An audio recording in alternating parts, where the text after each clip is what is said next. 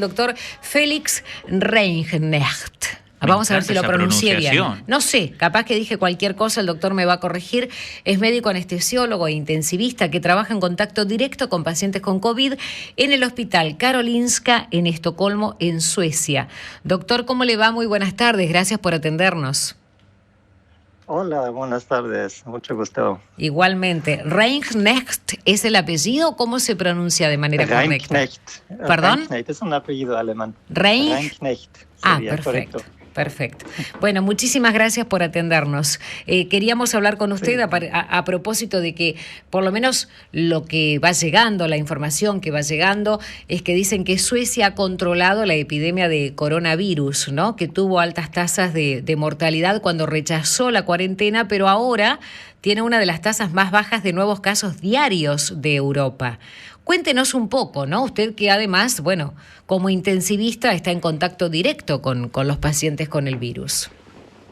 Sí, exacto. Sí, quizás puedo hacer un pequeño resumen de cómo se estuvo desarrollando aquí en Suecia toda la cosa. Por favor. Era bastante parecido, creo que en toda Europa, pero quizás un poco retrasado aquí en Suecia. Tuvimos el primer caso aquí en finales de enero. Y luego tardó hasta marzo, eso creo que sí es un poco más tarde que en otros países, hasta que se confirmó la primera transmisión también en la sociedad de Suecia. Y muy poco después, el 11 de marzo, ya hubo los primeros muertos aquí. Y ahora, si lo estamos viendo retrospectivamente, probablemente sí tuvimos el virus aquí en el país ya desde inicios de diciembre 2019, algo así. Eso pensamos.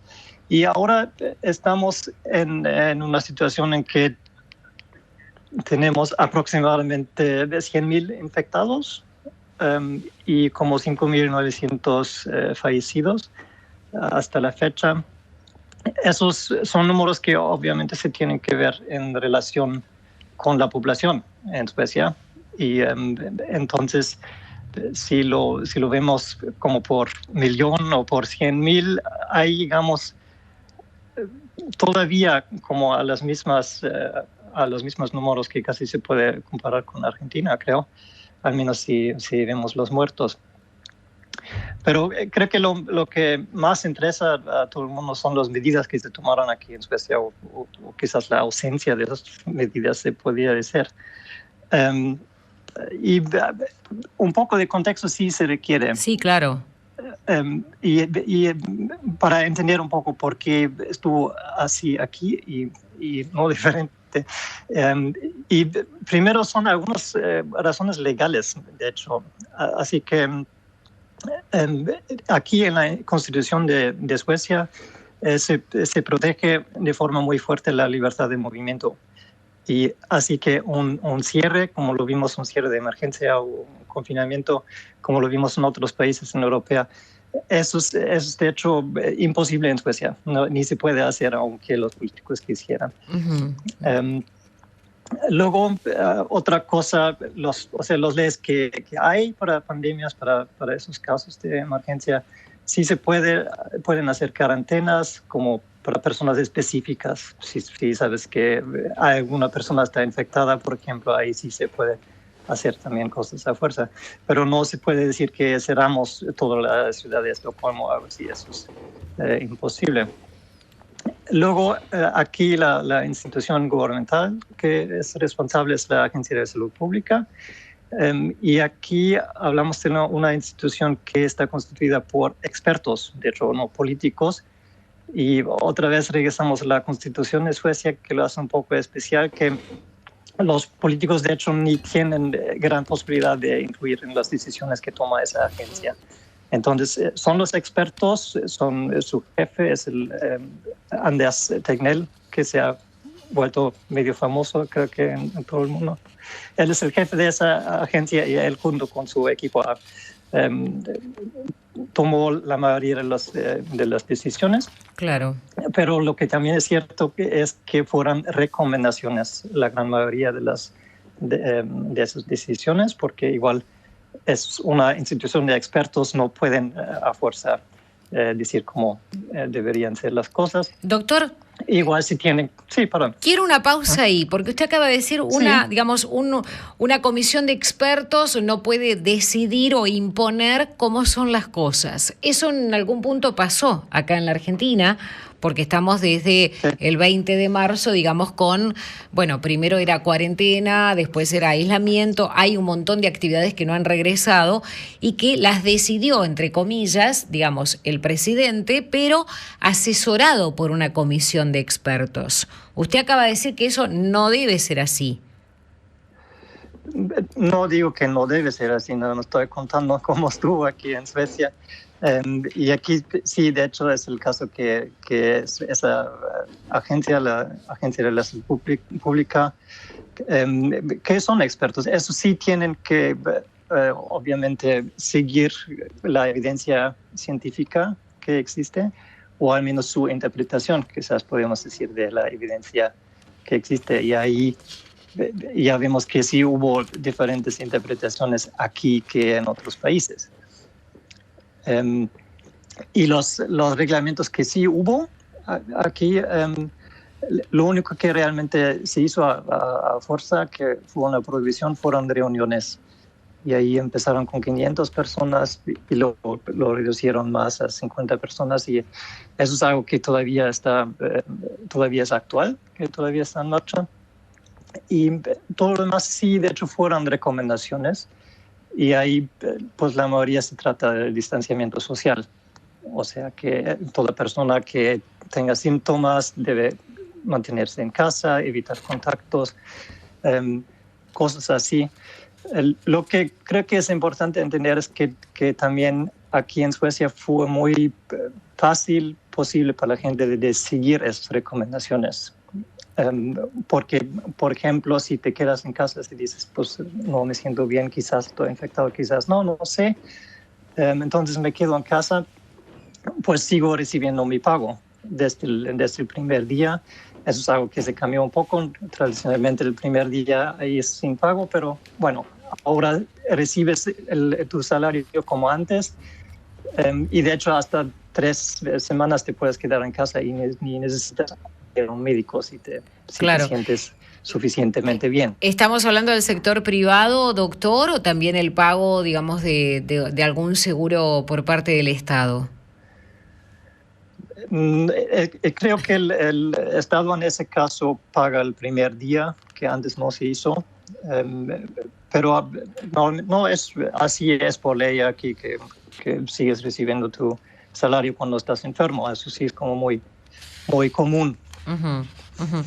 Ahora, doctor, esto de que no se haya querido, digamos, hacer la cuarentena o así le llamamos acá en Argentina, ¿no? Digamos, pero que la sociedad en Suecia no haya querido acatar, digamos, el confinamiento o se negaran digamos, acatarlo, por lo menos tal como se lo sugerían en un principio. ¿Hizo que hubiera inmunidad rebaño, esto de lo que tanto hablamos, o cuál cree que fue el factor para que, bueno, hoy tenga las cifras que tiene, ¿no? Que usted recién mencionaba, pero con una población de 10,1 millones de personas, tuvo un promedio de poco más de 200 casos al día durante varias semanas. ¿A qué se lo atribuimos? Sí. Pues es muy difícil contestar realmente esa pregunta. Sí, también vemos aquí en Suecia que los números están aumentando. O sea, es bien posible que nada más es un retraso que tenemos aquí y que en 2 semanas estamos en una situación muy parecida a otros países, a Alemania, a España. Eso es una posibilidad.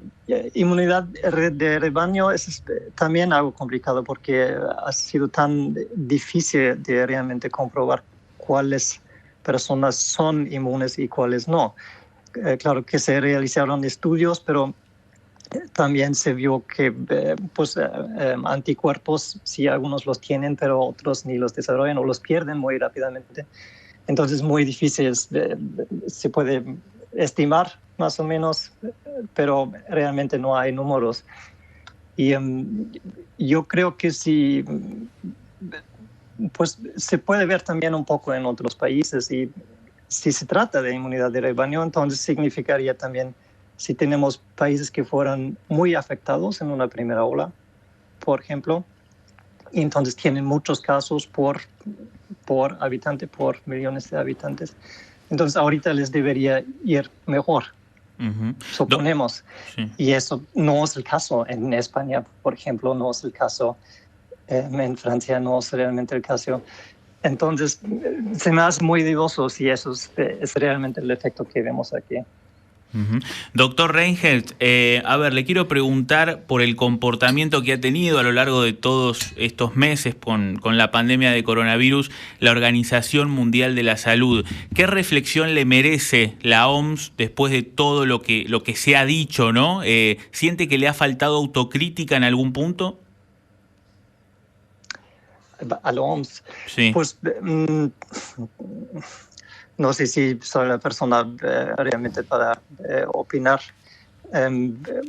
Pues como dijeron, yo soy especialista para terapia intensiva, no soy virólogo ni epidemiólogo. Y pues veo que los asuntos son bastante complejos y cada vez cuando escucho entrevistas con los expertos me doy cuenta que realmente es algo que tienes que estar bien metido para entender de qué se trata. Y la OMS pues hace recomendaciones para todo el mundo, literalmente. Y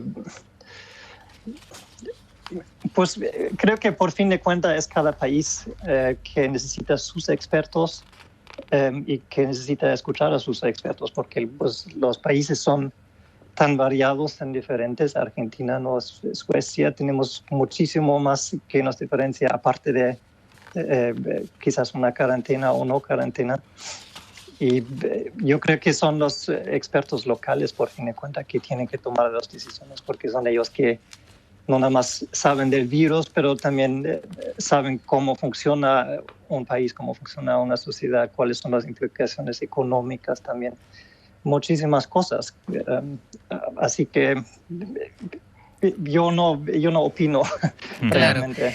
Claro, pero bueno, se pone como ejemplo el caso sueco, ¿no? Digamos, aunque hay muchos detractores también. Entonces, frente al rebrote que está ocurriendo en Europa, en países como España, como Italia y tantos otros, nosotros desde acá vemos, y entonces, bueno, vale su testimonio, doctor Reinfeldt, porque básicamente, hoy por hoy, digamos, la realidad nuestra es que recién estamos empezando a abrir algunas actividades, están en algunas provincias intentando, por ejemplo, volver a las clases en grupos de 10 chicos, ¿no? En espacios abiertos. Por eso decíamos, bueno, funcionó y cómo, ¿no? Y cuál es hoy la realidad de su país, digamos, hoy, ¿qué actividades, por ejemplo, hay en Suecia restringidas? Porque va a ser más fácil que decir las que están permitidas, digo, todo el resto estaría como funcionando casi normalmente, ¿no? Sí, de hecho sí. Pues la realidad hoy en día es que casi todas las restricciones que hubo todavía siguen en marcha, pero igual así era la idea inicialmente, que es pues un maratón y entonces se tiene que escoger medidas que también se pueden implementar y que pueden quedar en marcha por mucho tiempo. Entonces, lo que cambió ahora es que reabrieron las universidades, por ejemplo, que ahora todos los alumnos también de la escuela regresaron. No lo habían cerrado completamente, los niños más chiquitos siempre tenían acceso a la escuela. Ahora todo está abierto, las universidades están abiertas. Sí, muchísima gente sigue trabajando a distancia. Eso es algo que aquí también se ha recomendado y que ha sido muy exitoso, y en algunos momentos hubo estadísticas diciendo que hasta 50% de los empleados trabajan desde casa, y eso sí son números bastante altos, creo, y me imagino que eso sí tiene un gran papel. Claro. Doctor, Aparte ¿ustedes usan tapabocas? Sí. Ah. No. Ah, no. No hay ninguna recomendación, de hecho. Aquí o sea, obviamente yo como médico sí lo hago, pero aquí en la sociedad no se usa, no se recomienda. La Agencia de Salud Pública, su interpretación de los datos que hay hasta ahorita es que no hay gran efecto, y más bien que hay ciertos peligros, que te tocas más la cara, cosas así, o quizás que que pierdes la aceptancia en la población en general con medidas así complicadas, entre comillas. No sé bien, pero no se recomienda, ¿no? Claro. Doctor, se habla mucho de la nueva normalidad. De cara al futuro, desde su perspectiva, está en contacto con pacientes que han tenido también coronavirus. ¿Cómo imagina ese mundo? ¿Imagina ese mundo totalmente distinto al actual que tenemos con coronavirus o no? ¿Cómo lo ve? Pues yo veo que ahora los siguientes meses sí vamos a seguir en ese mundo extraño. Pero yo sí tengo grandes expectativas que va a haber una vacuna y que va a haber una vacuna que funcione, así que medio se puede regresar a una normalidad realmente.